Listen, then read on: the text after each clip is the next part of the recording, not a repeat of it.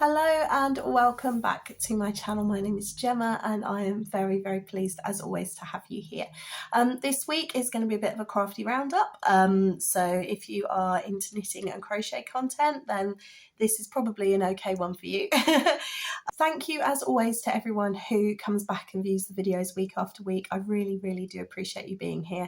To any new viewers, you are most welcome. And if you enjoy it yourself, perhaps you might consider giving it a thumbs up and possibly a subscribe, help the channel get seen. That would be wonderful. So it is Sunday the 16th of February. It was a bright morning, but it's getting a bit grey and overcast. I think the weather's going to be turning down here in Devon. It's been a very wet week. It's been a week of making, of just kind of being slow, bit sleepy.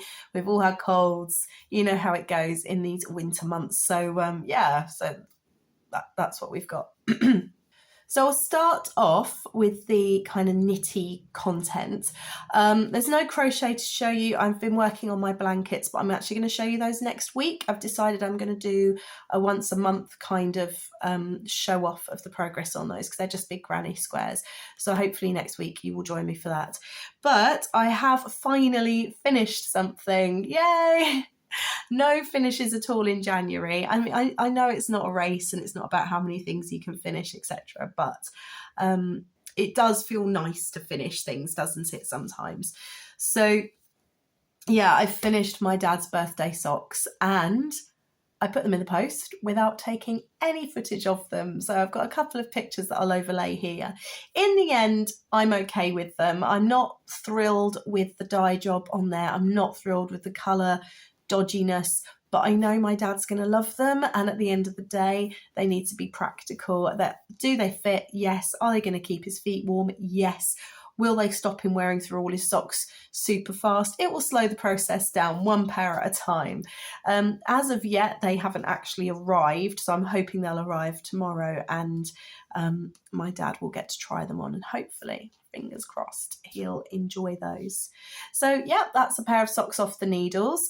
I didn't cast on another pair of socks. I know, that's very peculiar for me.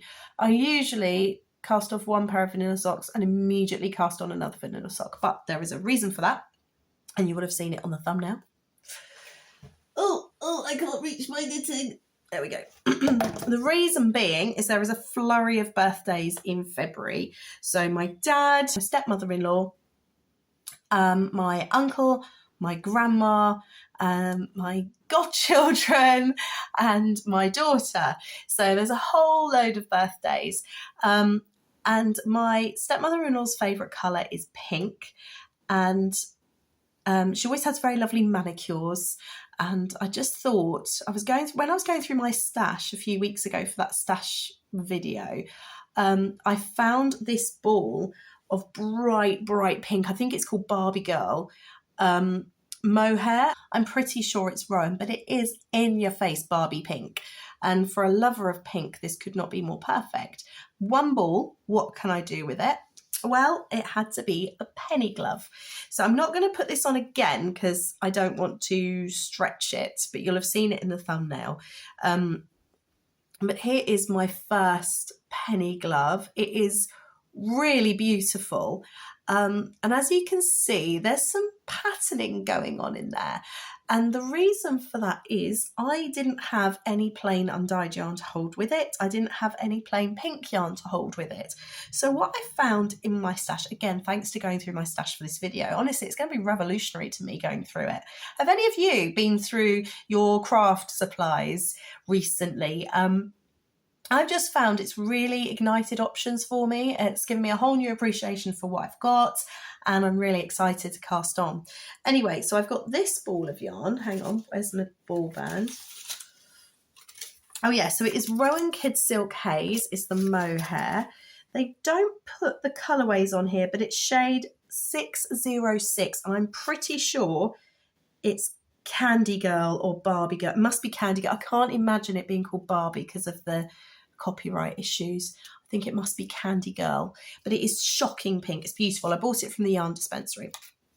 And Oh, no, that's not it. Where's my yarn? Here we go. So having moaned and groaned about Stylecraft head over heels with my last knitting project, the ball I've actually paired with the mohair is another Stylecraft head over heels ball that I had in stash. So this is Walking in Nature. It's another colour by Stuart Hillard. It's a standard 75-25. This one I got from... I either bought it from Spinner Yarn in Bovey Tracy or I bought it from Yandles in Matlock in Somerset. Not sure which one. Both stock this yarn, I believe. Both are fantastic yarn stores. Yandles actually has all sorts of arts and craft supplies as well, and fabric, and a wood shop. Wood shop seems wrong. Wood turning, wood timber merchant. If you're into woodcraft, you'll love it there as well. So I bought this, and it is called Stride. So it's Walking in Nature. So this one is called Stride, shade 3116. And you can see how, if it wants to, it might not want to focus for you, but there you go. You can see how it patterns there. So this is the yarn, and I wasn't sure whether or not I'd like it with the mohair, because obviously this is a kind of fairly bold self-patterning yarn, and then you've got the bright pink, but actually I really love how it's worked out. I just think it's so cute. Yeah, so you can see you've kind of got a plain bit there, and then you've got the 3 bands of the purple, and you've got the kind of zigzaggy bit, and then a plain bit, and then it repeats again. I just think that works so nicely. So I finished the first one, was it last night or the night before? It might have been the night before, because I cast on the second one at Wool on the X yesterday. I taught my Introduction to Knitting in the Round course there. It's the 5th time I think I've taught it there. It just keeps being really popular, which is so amazing to me. I'm just thrilled. And actually these courses, the money I'm earning from them, I'm saving up to take my son to Thomas Land at Easter. So that will help massively. So you can see there's a difference in the width here from where I've put that one on. So I don't want to keep putting them on because my mother-in-law is more slender than I am. So yeah, so weirdly, it's almost but not quite matching. I think there's maybe 2 rounds in it. Almost matches, which is completely accidental, but I'm just going to claim genius. I love it when that happens. I'm not too fussed. Very occasionally I'll try and colour match. If I'm doing a V-neck like vest or something for a child and you've got the self-patterning yarn, it really bugs me when on the pattern pictures they've not bothered to break the yarn and find the pattern match, and so you've got like one pattern this side and one pattern that side. That bugs me, so I will wind off the yarn and try and match it for that. But in terms of things like socks and gloves, I'm not bothered. So when it works out like this, it's like an extra bonus treat. It's great. I love it. So yeah, I am having an issue with mohair. I cannot stop coughing, but I got most of the way through one glove and my husband was like, "You're really coughing." I was like, "Yeah, I know, it's the mohair. It's the mohair." But it's a small project and I'm not approaching this in the sense that I think I can maybe train myself out of it. This is an issue I've now been left with. It is since I had COVID. I don't know what the relation is, what the issue is, why I'm now more sensitive than I used to be. It's just a fact. It's just where I am. So it does mean that the Kid Silk project that I've got, the sweater, might be problematic, but I mean, just look at that. Look at that floofy halo. Isn't it beautiful? And I just love the way that the Candy Girl pink goes with the pattern. I mean, it's obviously a pink glove, but there's something a little bit more to it. And yeah, I really love it. So the penny glove, it's so simple. It is a paid for pattern. It's available in multiple languages. I bought mine from Ravelry, but Petite Knit does have her own website. This must be my 4th pair of penny gloves I've knit. I just think they're a really great gift present, and they're so simple. So you cast on and then you knit a certain amount, then you put some stitches on hold.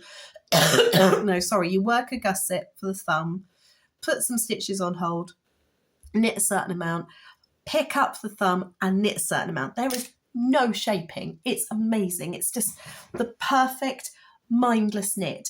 Now the pattern calls for, I believe it calls for fingering and mohair, or 4-ply and mohair held together, but it does call for a 3mm needle. Now I've sized down to a 2.5 because I like the tightness that you get. I love the gauge and I like how tight these gloves feel. I'm going to make a pair for my aunt. She's made herself a pair, but if memory serves, they're not quite as tight as she would have liked. And actually she's another pink lover, so the rest of this ball is destined for a pair probably identical. I'm probably going to use the same yarn, and I'll still get a pair of socks for me out of it, I reckon, to do for my aunt for her birthday, which is coming up in May. So you will see another identical project, but if it ain't broke, don't fix it. And my aunt is a bit of a pink princess. She loves pink, always has done. So it just seems fitting, really. Yeah, it's a great pattern, can't fault it. That's that. So that's the penny gloves by Petite Knit. So 1 finish, 1 work in progress. So this week's been a bit of an interesting week for us. It was actually my daughter's birthday. She would have turned 7 last Tuesday. And on Sunday, we were talking about birthdays. The Friday previous, we were talking about birthdays because Robin was aware that it was Nanny's birthday, and then it was going to be Scottish Grandad's birthday, and it was his cousin's birthday. So we refer to my godchildren as his cousins. So his cousin's birthday and then Lara's birthday. And when he heard it was Lara's birthday, he said, "Oh, we need to make her a birthday cake." I said, yeah, that's a nice idea. We can do that if you like, because it's the first year he's really been fully aware of her as a concept. And so we're kind of being led by him, and we're just kind of finding our way through it as a family. There's no script for this, and everybody is different. Every family is different. How everybody wants to work is different. So typically we do a craft together. We try and do something positive. So we do a craft and we try and keep it like a celebration. Last year we went for afternoon tea at the tea rooms where I worked. And had a cream tea just as a family, and it was lovely with our extended family. This year it was just us, or going to be just us, because everyone's away. But my son said he wanted to bake a cake, and I thought, well, why not? Why not? Both. You've got your elbows. Excellent. You say hello, everyone. Hello, everyone. What are we doing today, Robin? We're gonna bake my pink cake. Going to bake a pink cake, but you wanted to start with cookies first, didn't you? Okay. Yeah, I'm going to start with some chocolate chip cookies. It's a free recipe. I'll link it below. And you've got your cheese on toast around your mouth. Look. Yeah. Look there. Toast. So we've washed our hands, haven't we? And Toast on there. Yeah. You've washed your hands. What else have you got on ready for cooking? What's this? Apron. Your apron. Yeah, so we're going to do some baking. There's Daddy in the background. He's waiting for the cookies. Yeah, so it's whose birthday is it on Tuesday? Lara's birthday, and it's my birthday and Lara's. Well, we're going to celebrate, aren't we? Yes. And you said you wanted to bake her a cake. And what cake do you want to bake? I would like to eat my vanilla cake. A vanilla cake with what colour icing you chose? Pink. And pink and white. Sprinkles. We love a sprinkle. Isn't that sweet? So we're going to bake that. But first we're going to bake some cookies, yeah? Yeah. Okay, let's do it. Aside from the birthday cake, I also made chocolate chip cookies. We made those last week and again this week. It's a really, really simple recipe. I try and think where I got the recipe from. Was it from a book or was it online? It might be online. If it is, I'll drop the link down below. and it just makes the most delicious chocolate chip cookies.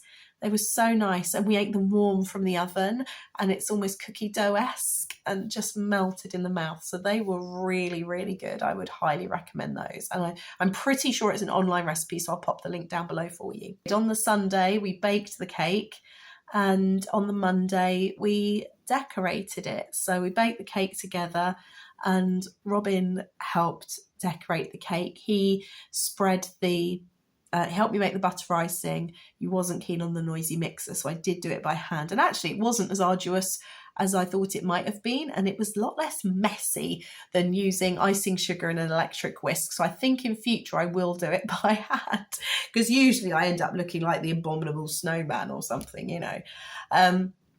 So he spread the butter icing and he spread the lemon curd, because I couldn't get pear. Go figure. And it was my first time using this icing sugar to make rollable icing, so fondant icing. I usually just use it to drizzle onto fairy cakes or to decorate digestive biscuits. And 9 times out of 10, it's far too runny. So I was a little bit like, am I going to be able to do this? But we did it, and I bought pink food colouring and we made pink icing and rolled it out together. It did go a little bit wonky because I didn't make enough to cover the whole cake. Usually I buy a ready roll packet and you roll it out and it is enough to cover the cake. You check on the side, is this enough? And I couldn't remember for the life of me the weight of the ready roll packets to know how much I needed to make. So I kind of guessed, and it kind of went a bit wonky. But we patched it up and it was homemade and beautiful, and Robin and Alan decorated it. I had a work call, so they finished decorating it together.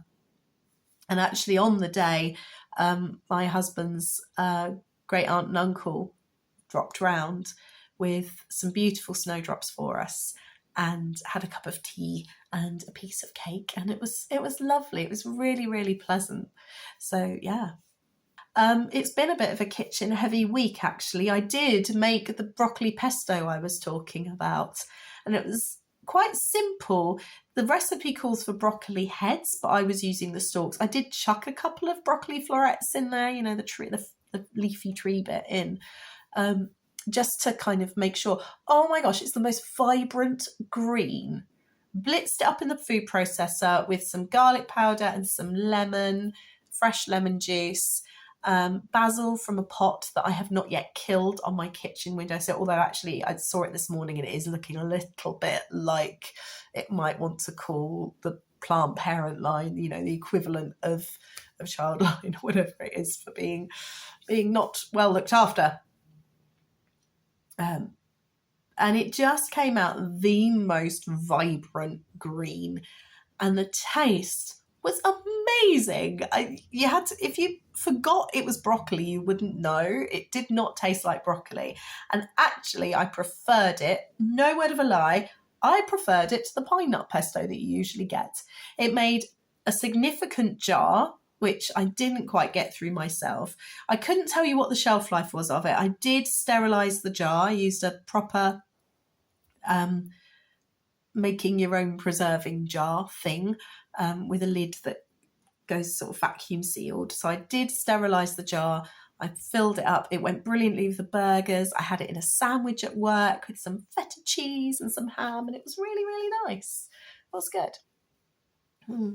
It has been a bit of a kitchen heavy week, actually. We've done a fair bit of baking. I find often when I'm feeling a bit emotionally drained or tired, baking gives me so much comfort. And getting down to it and getting your hands in there and rubbing the fat into the flour, the kind of simple science of weighing out the ingredients and the smell.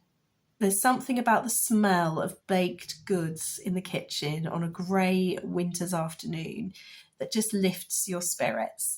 So I have spent a bit of time in the kitchen this week. I actually spent a bit of time baking with the children at preschool this week as well. So it's definitely been a bakey week. So yeah. So believe it or not, since we've lived in Devon, I haven't actually made any scones. not a single scone, which is silly because when in Rome, and I used to make scones quite a lot. So I thought I'd try my hand at cheese scones this Saturday morning because, well, we didn't have any eggs and we were out of bread, and I thought they might make a nice kind of lunch treat for my husband and my son while I was out, because I went out and taught a course on Saturday at Wool on the X in Exeter. And again, it's just the process of rubbing the fat into the flour, mixing it in and rolling them out and cutting them. It was really therapeutic and calming. And the kitchen was nice because I blitzed it on Friday, because I like to get the house straight on Friday, ready for it to be turned into an absolute tip the next day, as always. And there's just something about the action of making scones. And you have to have cold hands and not overwork it, and just, you kind of have to be calm when you're making scones, and it definitely helped. They smell amazing. And then I'd promised my husband some more flapjack, which I showed you when I said I was making pastry last week. I actually made flapjack and didn't film the pastry, but there we are. So I promised my husband some more flapjack, and at that point my little boy turned up and decided he wanted to make ginger reindeer biscuits, because I bought some ginger shaped cutters.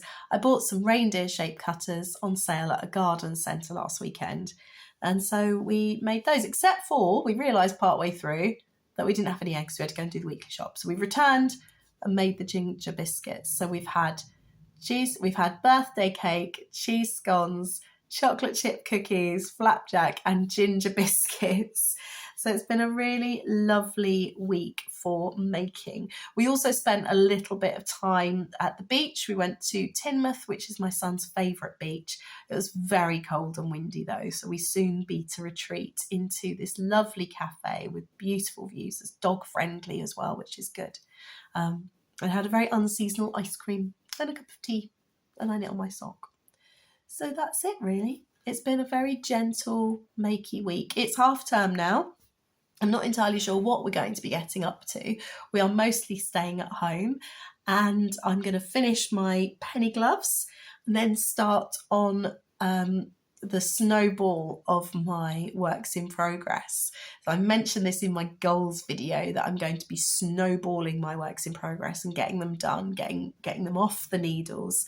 I have no end goal. I'm not saying that my needles are going to be clear by the end of 2025, because if they are, then frankly, I think you need to call for help. There is something seriously wrong with me and we need an intervention.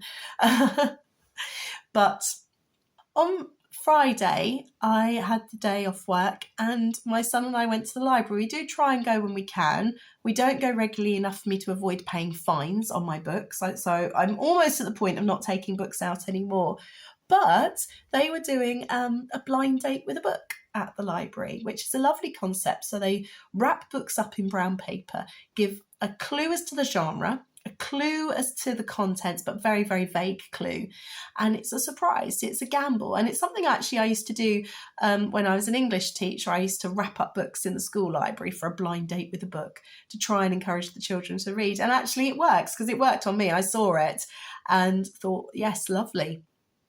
So they were wrapped in brown paper, and they've been wrapped in such a way that they've formed little envelopes, and there was a bookmark and a tea bag and a little chocolate, a celebration chocolate, and the whole thing was rather lovely. We took it to the desk because I'd forgotten our library cards, and the librarian said, "Oh, this is one of my favourites. You're going to absolutely love it." She said, "I can't guarantee that that's what it is, but based on the clue, I think this one is one of my favourites." And the barcode wouldn't work. And she said, "I don't want to spoil the surprise." I said, "It's all right, I'll close my eyes." So I'm stood at the desk with my hands over my eyes like this, and she's peeping into the wrapping to get the correct barcode to take the book out for me. And when I got home, I unwrapped it and discovered it's a book by Richard Osman. Now, he is a television presenter. He's quite a clever man. He does the clever bits on Pointless, which is a show over here. And he's been on other bits and bobs as well. And I've seen his books, but I've avoided them. I don't know why. I don't know if perhaps I've been slightly prejudiced against them because he's a TV presenter, which I know is ridiculous. But it was just always something that stopped me reading them. But I tucked in last night, dived into this book, and I'm only about 3 chapters in, so about 40 pages or so. But I'm actually really enjoying it. I'm really enjoying the narrative style. It's going to be kind of epistolary. So there's going to be, well, it's an interrupted narrative. It's a disrupted narrative with an element of epistolary narrative in that it's written in the form of letters in a diary. Plus you've got the broken narrative where it jumps to different characters' perspectives. And I just think the way in which the characters are written are really sweet. Hilariously, it's also set in Kent. And Tunbridge Wells, which was local to me, is mentioned, and Faversham, which is where the shop I used to run is. So the whole thing is it's just lovely. I'm not far into it at the moment, but I am very much enjoying that. And talking about books, my in-laws sent us a gift for Lara's birthday. Now, the weekend she was born, the first snowdrops emerged where we were. And so we've always associated snowdrops with our daughter. And so we got various snowdrop things around, hence why the great aunt and uncle bought us snowdrops. But they arranged for this book, and it's by an independent author called Sarah Westaway. Or Sarah, it could be Sarah, there's no H on the end, so it's either Sarah Westaway or Sarah Westaway. And it's an independent book written and illustrated by her, and she lives in Dorset, and it's called The Snowdrop Song, which is just really, really beautiful. I absolutely love it. So there you go. It was deep midwinter and a time of rest for all things. Little seemed to stir, but outside something magical was about to happen. Silently and almost unnoticed among the fallen leaves, a tiny plant had pushed her way through the cold soil. The snowdrop stood proud, turned her face towards the milky winter sun, and began to sing her song. And it is just beautiful and beautifully illustrated. And I'll just show you inside the front cover. Look at that. What are the chances? Snowdrops and a robin. It was meant to be. It's just couldn't be more perfect, could it really? So there we are. And it's beautifully illustrated throughout with the various animals and woodland creatures. It's just beautiful, and it will be treasured forever. So that's us done. I need to go and blind bake the pastry for a quiche. I'll share that with you next time because that's next week's video, and get the place tidy because we are hopefully having some visitors, including a very small visitor. Well, he's not quite so small now. He's 6 months old, I think, but yeah.